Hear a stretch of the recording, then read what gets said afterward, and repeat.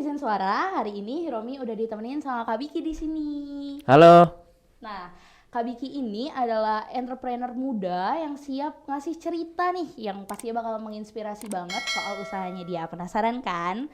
Jadi kita mulai aja kali ya. Oke. Halo Kak Biki. Halo Kak Iromi. Nah, Kak Biki boleh diceritain mungkin gimana sih awal mula dari brand Nusa itu terbentuk? Oke, ini jujur ya. Hmm. Awal mula terbentuknya itu dari tahun lalu sih, itu udah mulai develop sepatu Nusa. Waktu itu karena takutnya sih, kan saya juga jual sepatu impor ya. Terus daripada jual produk-produk impor terus, takut bosen kan. Terus akhirnya mulai develop tuh, akhirnya ketemu sepatu Nusa. Karena toh juga industri sepatu lokal lagi naik-naiknya. Terus habis itu mulailah ngedevelop sepatu Nusa itu di tahun lalu, tapi baru bisa launching di baru bulan Juni tahun 2020 ini gitu. Oh, berarti masih muda gitu ya Ya si masih Nusa ini. muda. Kalau boleh tahu juga nih, nama Nusa tuh dari mana gitu? Kenapa kepikiran, oh namanya Nusa gitu? Awalnya sih namanya malah bukan Nusa ya di awal tuh. Namanya tuh Mone dulu. Oh, Cuman mulai ke sini kok kayaknya ini kok kayak kurang kayak gimana gitu ya, kurang pas aja. Terus habis itu pengen yang langsung menggambarkan isi dari si nama itu tuh udah kayak bisa menggambarkan itu apa sih, akhirnya ketemu Nusa itu tadi sih. oh. Jadi kayak udah kayak mewakili lokal banget gitulah, kayak gitu. Kak Vicky dalam melakukan usaha nih, nggak mungkin dong naik terus gitu kan. Ya, Pasti ada lah jatuh-jatuh bangunnya gitu. ada. Ceritain dong Kak, kira-kira apa sih momen yang paling bikin Kak Vicky kayak, aduh gagal nih gitu. Momen yang gagal tuh dari awal waktu bangun usaha ya. Itu tuh dapat modalnya mungkin memang kita struggle gitu. Apa kayak keras banget gitu. Ternyata usaha itu tuh bisa dilihat ketika kita buka itu setelah 3 bulan kalau menurut aku Hmm. pribadi ya. Nah, setelah 3 bulan tuh omset tuh pasti tinggi. Sebulan pertama, 2 bulan pertama, 3 bulan tuh tinggi, tinggi, tinggi, tinggi gitu. Pada akhirnya sempat pernah ditipu gitu. Hah? Sempat pernah ditipu yang ibaratnya itu apa ya, waktu itu aku rugi sekitaran 300-an, 350-an juta lah. Saat segitu di usia yang masih muda dan kebingungan gitu mau ngapa-ngapain kan. Karena itu udah kayak pressure banget gitu. Nah, itu kan juga ada uang investor kan yang Hmm. harus aku kembalikan gitu. Dan harus aku bagi terus dividennya setiap bulannya kan. Nah, dari situ kayak ya itu sempat merasa terpukul lah waktu Hmm. itu karena masih belum berpengalaman tapi sudah ditipu dengan pihak importir lah Hmm. waktu itu. Setelah itu ya udah, habis itu diniatin ini nggak boleh bangkrut, ini nggak boleh bangkrut, ini nggak boleh bangkrut gitu terus. Setelah itu baru kita susun strategi lagi gimana caranya untuk kita recovery. Akhirnya fokus di 2020 dan 2021 pertengahan kita recovery gitu. Cuman dalam proses recovery itu ternyata daripada ini dana, ada beberapa dana yang diendapkan, Hmm. mending ini diputar lagi. Akhirnya tercetuslah Nusa itu. Jadi banyak harapan sih ini sebenarnya di Nusa ini Hmm. gitu. Kegagalannya itu sih. Nah, Hiromi udah sempat lihat-lihat Instagramnya dari Nusa nih, sepatunya emang keren-keren banget dan ada dua produk, dua Hmm, dua apa ya, dua hal yang itu tuh menarik banget. Itu ada Nusa Karya Binangun sama ya. Nusa Karya Baja Jakarta. Iya. Itu tuh dari namanya aja tuh udah menarik banget. Aku mau tanya dulu dari yang Nusa Karya Binangun, itu Oke. kan dari Batik Kulon Progo ya? Mm-mm. Boleh diceritain mungkin Kak, idenya tuh dari mana gitu? Sebenarnya sih dari Batik Kulon Progo itu awal kan kami dari Yogyakarta ya.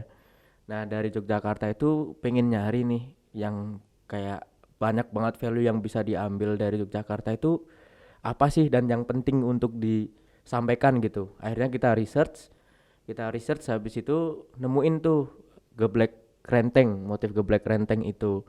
Nah, di situ juga ternyata banyak value yang bisa diambil karena waktu itu bupatinya Kulon Progo Pak Hasto dia lagi ngadain sayembara untuk eh, kayak apa ya, ngebentuk batik khas Kulon Progo tuh apa sih, akhirnya dimenangkan oleh anak SMA waktu itu, Hmm.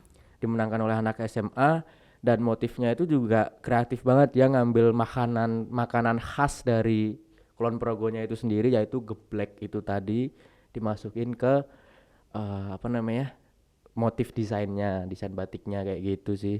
Dan itu banyak artinya sih dari angka 8 juga gitu. Berarti dari awalnya geblek makanan itu jadi desain batik, kemudian diolah ke sepatu itu ya? Kemudian diolah sepatu. Menarik sekali ternyata Jadi nih. emang banyak nilai yang bisa diambil lah untuk itu. Makanya kita juga dari Yogyakarta, ya udah sikat aja gitu. Mungkin boleh disebutkan Kak, nilai apa sih yang paling ngena di Kak Biki gitu? Yang ngena sih pertama sayembara itu dimenangkan oleh anak SMA, itu sih yang pertama. Yang kedua juga makanan geblek itu, saya aja yang orang Jogja sendiri itu tuh nggak terlalu paham apa itu geblek. Ternyata ketika saya ngecobain makanannya juga, dan saya juga baru tahu geblek itu apa, itu keren banget. Dari makanan bisa dijadikan motif khas gitu.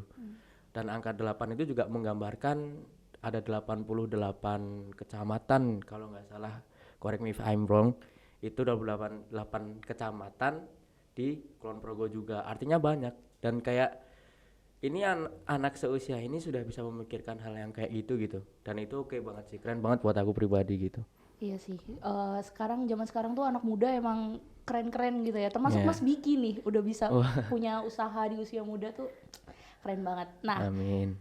untuk yang kedua, ini juga menarik banget, yaitu Nusa Karya Bajai Jakarta. Kayak kenapa Bajai?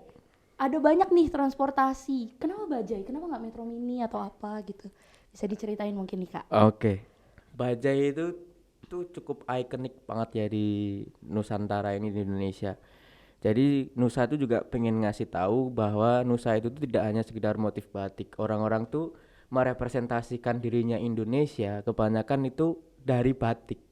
Padahal banyak banget hal yang bisa kita ambil yang untuk bisa merepresentasikan kita sebagai eh, Nusantara gitu, bagian dari Indonesia gitu. Nah, maka dari itu menurut saya dari Jakarta, ikon dari Indonesia itu tuh harus juga diikutkan gitu. Nah, bajai ini kan juga udah mulai hilang kan. Dalam artian mulai hilang tuh ada transformasi gitu. Yang dulunya itu bermesin Vespa, sekarang udah bermesin gas.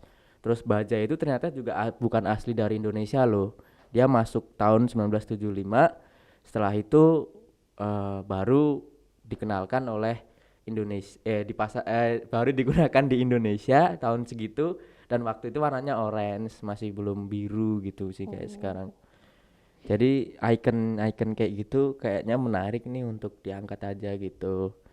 Iya bener, langsung keingat sama itu loh, sitkom Bajai Bajuri Nah ya. itu dia. Bajai Bajuri, pasti kayak Kalau banyak yang nonton gitu. ya pasti. Zaman dulu kan Bajai Bajuri kayak jadi digemari sama orang-orang gitu. Sekarang kan sudah nggak ada kan. Jadi mulai kita ingatkan kembali lah gitu.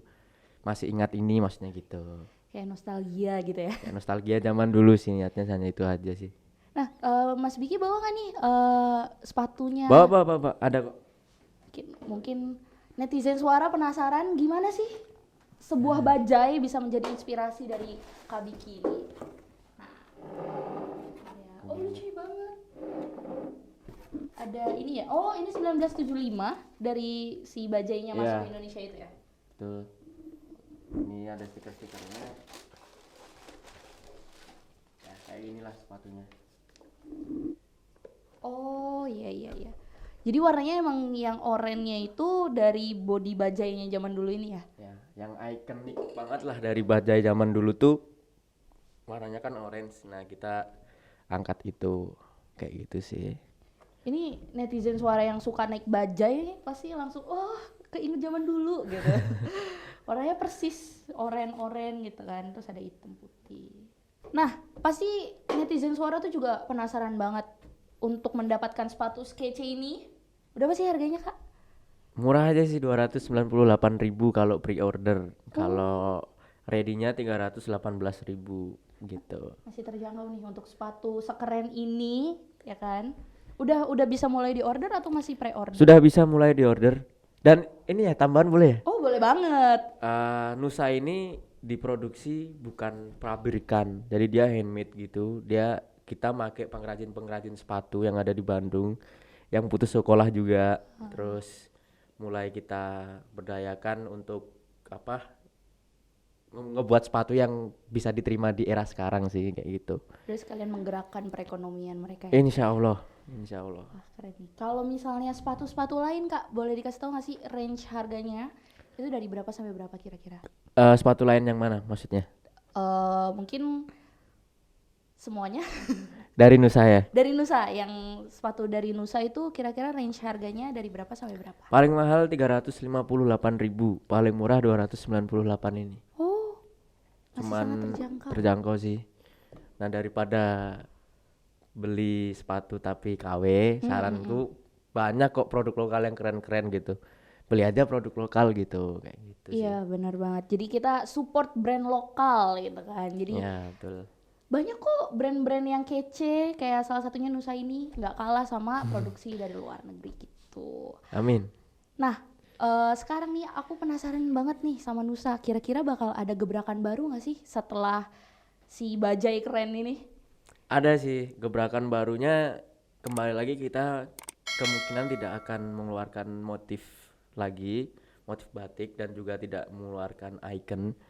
Mungkin kayak mau ngasih tahu apa ya, pergeseran era gitu.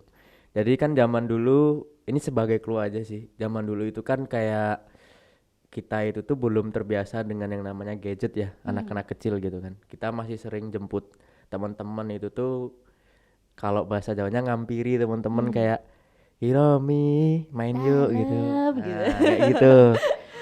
Nah, akhirnya sekarang ini kan tinggal WA aja kan. Nang Omara gitu. Ya udah sini aja ke sini. Ya udah paling cuman kayak gitu doang. Nah, kita mau angkat kayak lebih ke sosialnya kayak gitu sih. Kita mau angkat balik dan itu bakal kita representasikan dalam bentuk sepatu juga. Nanti kita akan buat desainnya terkait hal kayak gitu. Waduh, oh makin penasaran gimana caranya hal-hal sosial kayak gitu dimasukin ke sepatu. Penasaran banget. Jadi netizen suara nih harus nunggu nih. Stay tune di Instagramnya, boleh dikasih tahu mungkin Mas Instagramnya apa? Nusa.idn, jangan lupa follow teman-teman. Sekalian dinyalain notifikasi gitu biar tahu oh lagi launching produk baru nih gitu. Nah, aku pengen tahu juga berarti kan kakak awalnya emang tertarik di bidang sepatu ya? Iya. Tapi pernah nggak sih ngerasa kayak minder gitu buat bikin usaha? Apalagi kan Kak Biki juga masih muda, 24 tahun ya? Ya, Nah, 24 tahun tuh umur yang masih sangat muda bisa dibilang di bisnis gitu. Boleh dikasih tahu mungkin pernah minder atau apa halangannya dalam mulai bisnis?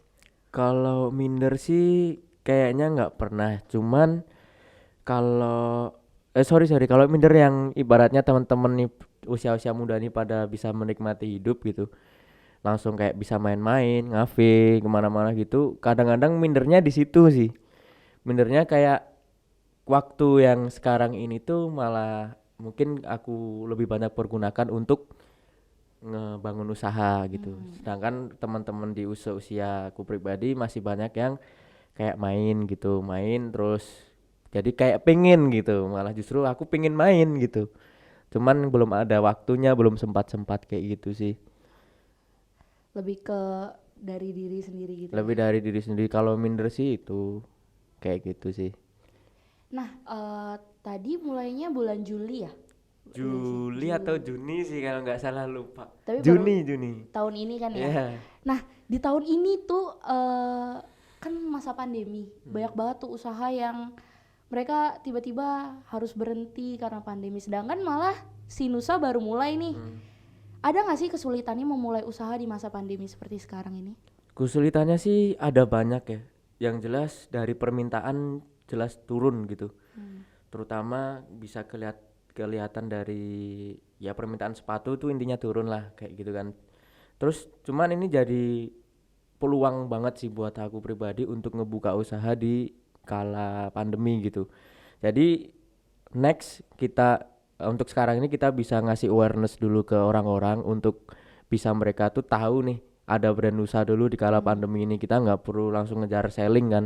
Tapi ketika 2021 atau udah masa pandemi udah berakhir, nah akhirnya kita nggak nggak buka nggak buka produk gitu tuh ketika itu semua selesai, tapi pas waktu pandemi kita buka setelah pandemi pasarnya sudah siap gitu. Rencananya sih kayak gitu, malah justru pandemi ini bisa jadi opportunity juga buat teman-teman buka usaha gitu tuh loh. Kalau menurut aku sih gitu. Sepatunya kita taruh bawah dulu kali Oke, ya. boleh. Kita biar lebih jelas gitu loh melihat Kak Biki nih. Oke, kita rapikan dulu. Nanti teman-teman yang penasaran sama sepatu kece ini langsung aja ke Instagramnya.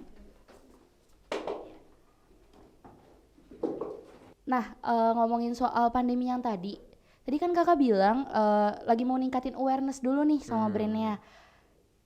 Itu gimana sih kak caranya untuk meningkatkan awareness dari si calon-calon konsumen ini ke brand Nusa itu? Kalau itu sih pas waktu awal develop kita akan bermain di branding ya yang jelas sama campaign-campaign dan tagline-tagline yang sudah kita buat. Lalu mungkin ada strategi marketing terutama di digital marketing kita gunakan kayak Facebook Ads dan Instagram Ads beserta mungkin juga dibantu dengan media-media lokal. Nah, kita kerjasama sama media-media lokal untuk ngangkat sepatu kita gitu sih. Kita ngangkatin awarenessnya mulai dari situ dulu, kayak gitu. Endorse juga gitu nggak? Endorse ini masih belum, cuman bakal ada rencana untuk kesana sih, untuk endorse kayak gitu. Karena milih untuk yang sesuai dengan segmentasinya Nusa gitu tuh masih belum ketemu gitu. Tapi next bakal ngendorse sih, kayak gitu. Nah, Kak Biki ini tuh brandnya kakak bikin sendiri atau ada timnya yang dari awal banget gitu kak? Awalnya sih saya bentuk sendiri, terus kita akhirnya punya tim juga dan akhirnya kita Nusa itu akhirnya berjalan berdua sebenarnya sekarang ini. Nah, terus setelah itu kita bentuk tim. Kita bentuk tim, akhirnya ya sudah jadi timnya gitu aja. Si Nusa itu kan sekarang masih berjalan sebagai online store gitu ya? Hmm, Di e-commerce juga? di e-commerce juga. Nah, kira-kira bakal ada rencana buat buka offline store gitu gak sih? Toko yang langsung bisa dikunjungi gitu? Kemarin sih kami diajak kerjasama untuk buka di Sleman City Hall. Cuman masih dari aku pribadi masih ngehold dulu sih karena menurutku pribadi sekarang ini online dulu aja dan sementara ya untuk beberapa tahun ke depan mungkin akan online dulu sih Mbak. Setelah itu baru bisa berpikir untuk buka offline store-nya nanti. Insya Allah lah. Itu udah cita-cita sih kalau offline store dari Nusa sendiri gitu. Berarti dalam waktu dekat ini belum ada rencana buat offline store itu sendiri ya? Belum sih. Kita Cuman tunggu saja. ya insya Allah tunggu saja. Nah, terus Kak Biki, awalnya nih yang paling penting pas buka usaha itu kan modal ya. Kalau nggak ada modal agak susah nggak sih Iya. kita? Nah, modal awalnya tuh gimana sih Mas? Kalau modal awal sih sejujurnya itu nggak terlalu banyak ya kalau dari Nusa pribadi. Ini dari dana pengelolaan usaha, keuntungan usaha saya yang lain baru dibuka di sini. Mungkin sekitaran 10 jutaan doang. Oh, buat 10 jutaan buat doang. brand ini? Iya, buat brand Nusa ini sekitaran 10 jutaan doang. Cuman malah justru marketingnya yang lebih mahal daripada dari produknya sendiri karena kan mau kayak nyiptain branding dulu kan untuk biar orang-orang aware dulu sama brandnya gitu. Dan itu yang lebih mahal di situ malahan. Kayak Boleh gitu. kali dibisikin berapa sih harga marketingnya tuh kira-kira? 20 lah paling. Oh, jadi buat brandnya itu 10 juta, Iya. marketingnya malah 2 kali lipatnya 20 Iya, juta. mungkin sekarang gitu untuk di awal. Kayak gitu sih. Lumayan juga. lumayan. Sampai 2 kali lipat gitu loh. Kan tadi kakak ceritanya modal awal yang dulu nih, yang usaha sepatu impor dulu ya berarti. Nah, sepatu impor ini awal modalnya gimana? Nah, sejujurnya saya kayak yang pertama nggak pernah kebetulan nih lagi kebetulan aja nggak pernah minta modal orang tua ya. Cuman saya selalu cari investor gitu. Nah, untuk investor itu alhamdulillah investor pertama saya percaya dengan saya gitu untuk dapat modal yang cukup banyak waktu itu kayak gitu. Ya udah habis itu saya kelola sendiri usahanya. Setelah itu dikelola selama 8 bulan baru mulai ngedevelop Nusa itu tadi kayak gitu. Gimana tipsnya biar bisa dapetin investor gitu? Apalagi langsung dapat pertama kan ya tadi. Iya sih. Kalau tipsnya sih dari Ini dulu sih dari kayak misalnya kita ngebuat proposal investor dulu, kita harus tahu sih investor tuh nyarinya apa sih. Yang jelas kan profit. Nah, buat ya kayak buat bisnis modelnya juga dan lain sebagainya sih itu kayaknya udah ada banyak gitu di internet kalau membuat proposal investor gitu. Nah, yang jelas yang paling penting cari siapa ininya, siapa targetnya gitu. Kalau saran pribadi sih dari family, mertua dan istri dulu kayak gitu. Berarti awalnya investor, modalnya diputar lagi, jadilah Nusa gitu ya. Modalnya diputar lagi jadilah Nusa gitu. Oke. Nah, gimana caranya Kak Biki bisa yakin sama diri kakak kalau misalnya kakak tuh ya nggak akan mengalami masa itu atau bangkit dari keterpurukan? Gimana caranya? Se- Kalau aku pribadi sih susah putus asa sih yang jelas. Harus Jadi kayak dicontoh. kayak beneran itu kayak nemuin kayak putus asa itu susah banget gitu. Jadi malah justru bukan susah bangkitnya.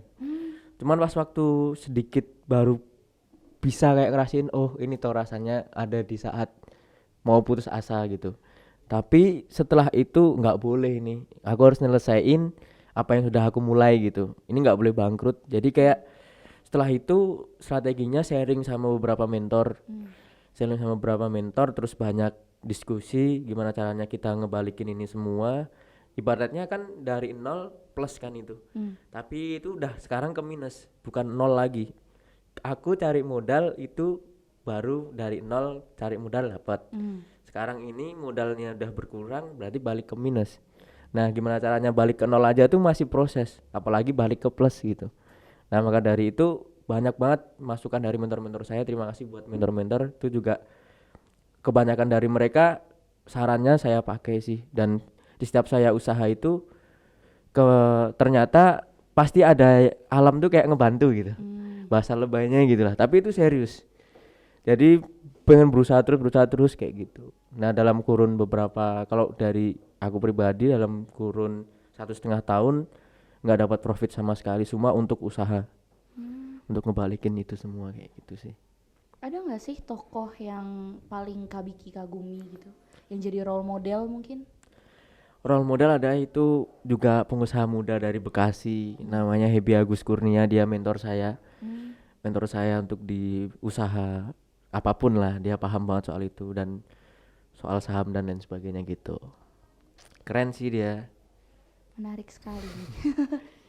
Nah, eh soal harapan nih, Kak, sebagai pelaku usaha brand lokal, sepatu brand lokal itu ceritain dong Kak, harapannya apa sih buat para pemuda ya kan yang juga pengen memulai usahanya. Harapannya apa? Kalau harapannya sih untuk yang mau mulai usaha itu yang jelas action to action aja, jangan terlalu panjang cerita gitu. Yang penting action. Terus setelah itu untuk memulai usaha yang penting yakin, niat, berani, udah gitu sih. Terus yang tadi apa? Ada apa lagi? Harapan. Harapan sih eh, aku pribadi sih berharap untuk masyarakat Indonesia itu tuh udah mulai pakai produk lokal gitu. Masyarakat ya aku bilang. Jadi berarti banyak gitu harapannya. Karena insya Allah kita udah nggak kalah dari produk-produk luar negeri. Terus mulai banggalah pakai produk-produk lokal kita kayak gitu sih harapannya. Dan itu juga bisa ngangkat perekonomian Indonesia dan perekonomian orang-orang yang di balik brand tersebut gitu. Kayak gitu sih.